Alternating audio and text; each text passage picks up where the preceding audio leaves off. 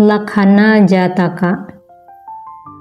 Kisah ini diceritakan oleh sang guru di Weluwana, dekat Rajagaha, mengenai Dewa Datta. Kisah mengenai Dewa Datta akan saling berhubungan sampai dengan masa Abhimara dalam Khandahala Jataka, hingga ia dipecat dari jabatan bendahara dalam Chulahangsa Jataka, sampai akhirnya ia ditelan oleh bumi di buku ke-16, Samuda Wanija Jataka. Dalam kejadian yang dipertanyakan saat ini, Dewa Datta walaupun gagal menanamkan kelima hal yang dipaksakannya itu, berhasil mengembangkan aliran baru dalam sangha dan membawa pergi 500 orang biku untuk menetap di Gaya Sisa. Saat para biku ini telah siap untuk menerima Dhamma, sang guru yang mengetahui tentang hal ini memanggil kedua siswa utamanya dan berkata, "Sariputta, ke-500 orang siswamu yang disesatkan oleh ajaran Dewa Datta dan telah mengikutinya pergi, sekarang siap untuk menerima Dhamma. Pergilah ke sana bersama beberapa orang biku lainnya, uraikan Dhamma kepada mereka. Berikan penerangan kepada mereka yang tersesat tentang jalan untuk mencapai pencerahan dan hasil yang dapat mereka peroleh. Bawa mereka kembali bersamamu." Maka pergilah mereka ke sana, membabarkan Dhamma, memberi penjelasan mengenai jalan untuk mencapai pencerahan dan hasil yang dapat mereka capai. Keesokan harinya, saat fajar tiba, mereka kembali bersama para biku ke Weluwana. Sementara Sariputta berdiri di sana setelah memberikan penghormatan kepada Sang Bagawa sesudah ia kembali. Para biku membicarakan Thera Sariputta dengan penuh pujian. "Bhante, keagungan saudara kami ini, Sang Panglima Dhamma, benar-benar menyilaukan saat ia kembali bersama 500 orang biku.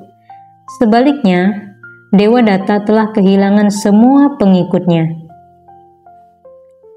Ini bukan pertama kalinya para biku, kejayaan menjadi milik Sariputta yang kembali bersama para kerabatnya. Seperti kejayaannya di kehidupan yang lampau, jadi ini juga bukan pertama kalinya Dewa Datta kehilangan pengikutnya. Ia mengalami hal yang sama di kehidupan yang lampau. Para biku meminta Sang Bagawa menjelaskan hal tersebut. Beliau kemudian menjelaskan apa yang selama ini tidak diketahui mereka karena kelahiran kembali. Sekali waktu, Rajagaha di kerajaan Magadha diperintah oleh Raja Magadha. Saat itu, Bodhisatta terlahir sebagai seekor rusa jantan. Setelah dewasa, ia tinggal di sebuah hutan sebagai pemimpin kawanan rusa yang berjumlah 1000 ekor. Ia memiliki 2 anak yang bernama Lakhana atau keistimewaan dan Kala atau kegelapan. Setelah tua, ia mengalihkan tugasnya kepada kedua anaknya, menempatkan 500 ekor rusa di bawah perlindungan masing-masing anaknya. Sejak saat itu, kedua rusa muda bertanggung jawab untuk melindungi kawanan rusa tersebut. Masa menjelang panen di Magadha, saat tanaman telah siap untuk dipanen di ladang-ladang, merupakan waktu yang berbahaya bagi kawanan rusa yang tinggal di sekitar tempat itu. Didorong oleh keinginan untuk membunuh semua makhluk yang memakan hasil panen mereka, para petani menggali lubang perangkap, memperbaiki pagar, mempersiapkan jebakan batu, memasang jerat dan jebakan lainnya. Akibatnya banyak rusa yang mati terbunuh.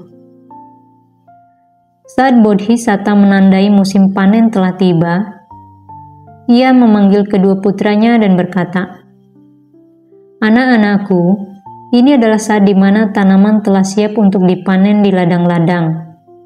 Banyak rusa yang mengalami kematian di saat seperti ini. Kami yang telah tua akan mengadakan giliran untuk tinggal di tempat-tempat tertentu. Kalian bawa semua rusa yang ada untuk berlindung di pegunungan dalam hutan itu, dan kembali setelah masa panen selesai." "Baiklah," jawab kedua anaknya, dan segera berangkat bersama kawanan rusa tersebut. Sementara ayah mereka menunggui tempat tersebut. Manusia yang tinggal di sekitar tempat itu mengetahui dengan baik bahwa saat-saat seperti ini, kawanan rusa akan pergi ke pegunungan dan kembali setelah masa panen selesai. Mereka menunggu sambil berbaring di tempat-tempat yang tersembunyi di sepanjang jalur itu, menembaki dan membunuh rusa-rusa itu. Si bodoh Kala tidak memperhitungkan kapan waktu yang tepat untuk melakukan perjalanan dan kapan waktu untuk berhenti. Memaksa rusa-rusa yang berada di bawah perlindungannya untuk berjalan, siang dan malam, baik pagi maupun malam, saat mendekati perbatasan desa. Para petani, baik dengan penyergapan secara tiba-tiba maupun secara terbuka, menghabisi sejumlah rusa yang dipimpinnya. Kebodohannya menyebabkan semua bencana itu. Hanya sedikit kawanan rusa yang selamat saat ia tiba di dalam hutan.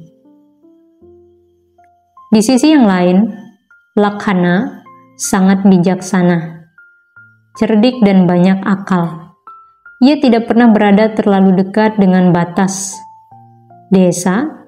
Ia tidak pernah berjalan di siang hari, bahkan saat pagi maupun malam. Ia hanya melakukan perjalanan di tengah malam, sehingga ia berhasil mencapai hutan itu tanpa kehilangan seekor rusa pun.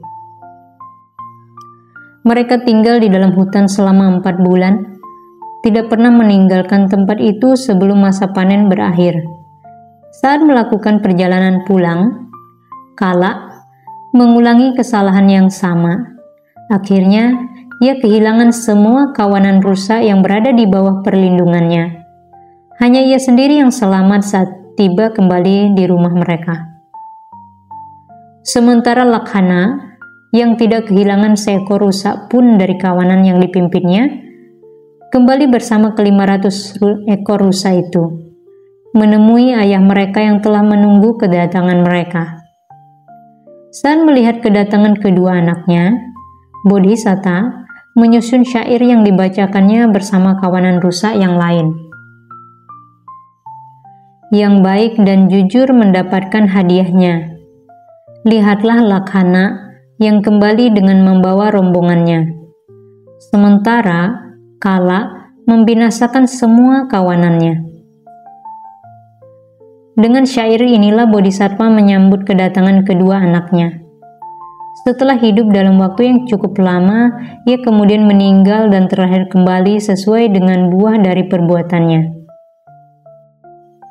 Pada akhir uraian ini, sang guru mengulangi bahwa kejayaan Sariputta dan kekalahan Dewadatta selalu terjadi bersamaan di kehidupan lampau. Beliau mempertautkan antara kedua kisah itu dan menjelaskan tentang kelahiran tersebut dengan berkata, Dewadatta adalah Kala di masa itu. Para pengikutnya adalah pengikut Kala. Sariputta adalah Lakhana. Para pengikutnya adalah pengikut Buddha. Ibunda Rahula adalah ibu rusa di masa itu. Dan saya sendiri adalah sang ayah.